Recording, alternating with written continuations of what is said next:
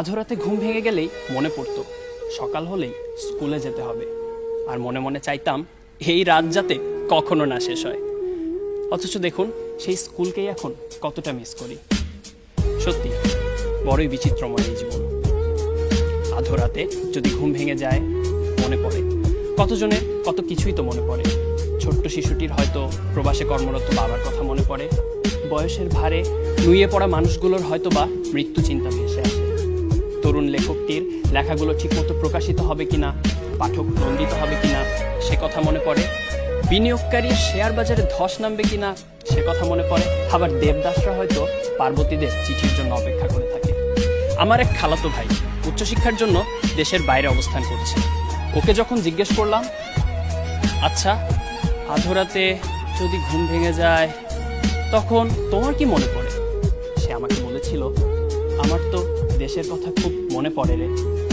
অর্থাৎ আমরা যেন ছুটে চলি আমাদের পছন্দের জিনিসগুলোর পেছনে, আর ভয়ঙ্কর জিনিসগুলো তাড়িয়ে বেড়ায় আমাদেরকে।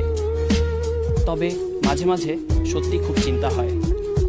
আধরাতে যদি ঘুম ভেঙে যায় আমার মনে পড়ে কাছে আবরার ফাহাদের মা, কাছে সীমান্তের ক্যাম্পগুলোতে মানবেতর জীবনযাপন করা প্রায় 10 লাখ রোহিঙ্গা জনগোষ্ঠী, যেখানে সদ্য জন্মগ্রহণ করা শিশুটিও জানে না কি ছিল তার অপরাধ। মনে পড়ে প্রায় 1 দশক ধরে কাছে সিরিয়ানরা, ওদিকে হৃদয়ের রক্তক্ষরণ যেন থামছেই না ফিলিস্তিনের অধিবাসীদের।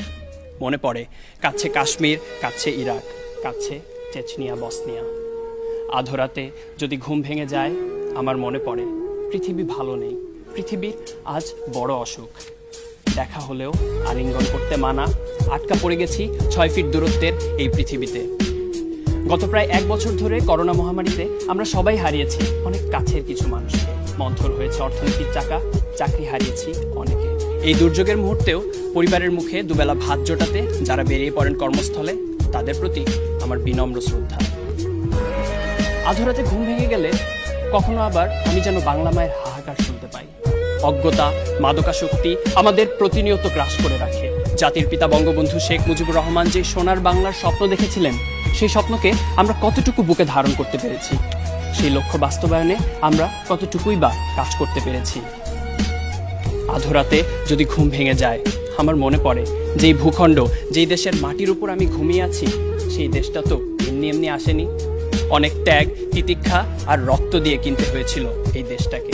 শহীদের রক্তের সেই ঋণ শোধ করতে হলে আমাদের সবাইকে এক হয়ে কাজ করতে হবে। জাতির পিতার জন্মশতবার্ষিকীতে এই হোক প্রতিটি বাঙালির অঙ্গীকার। আমরা এসেছি অনেক দূর, তবে যেতে হবে আরো অনেক অনেক দূর। আধরাতে যদি ঘুম ভেঙে যায় আমার মনে পড়ে অনাহারে থাকা সেই সব অসহায় শিশুদের কথা, যাদের দিন কাটে ফুটপাতে আর রাতটা কোনো মতে কেটে যায় রেল স্টেশনের এক কোনায়। আর তখন সুকান্তের মতো আমারও দৃপ্ত কণ্ঠে বলতে ইচ্ছা হয়, এসেছে নতুন শিশু, তাকে ছেড়ে দিতে হবে স্থান। চলে যাব তবু আজ যতক্ষণ দেহে আছে প্রাণ, প্রাণপণে পৃথিবীর সরাবো জঞ্জাল। এ বিশ্বকে এ শিশুর বাসযোগ্য করে যাব আমি। নবজাতকের কাছে এ আমার দৃঢ় অঙ্গীকার। স্বীয় কর্মে উৎকর্ষ সাধন করে প্রতিটি দিনকে সাফল্যমণ্ডিত করুক প্রতিটি মানব সত্তা। সুন্দর চিন্তার পরিস্ফুটন ঘটুক, স্বপ্নের জাগরণ হোক। দুশ্চিন্তার কালো ছায়া সরে গিয়ে পৃথিবী দেখুক নতুন দিনের আলো। আধরাতে যদি সত্যিই ঘুম ভেঙে যায়, হতাশা বা দুশ্চিন্তায় নয়, বরং হাসি মুখে নিশ্চিন্তে আবারও ঘুমিয়ে পড়ুক এই পৃথিবীর প্রতিটি মানব সন্তান। এই আশাবাদ ব্যক্ত রেখে আমি আমার বক্তব্য এখানেই শেষ করছি। ধন্যবাদ বিচারক মণ্ডলী, ধন্যবাদ সবাইকে।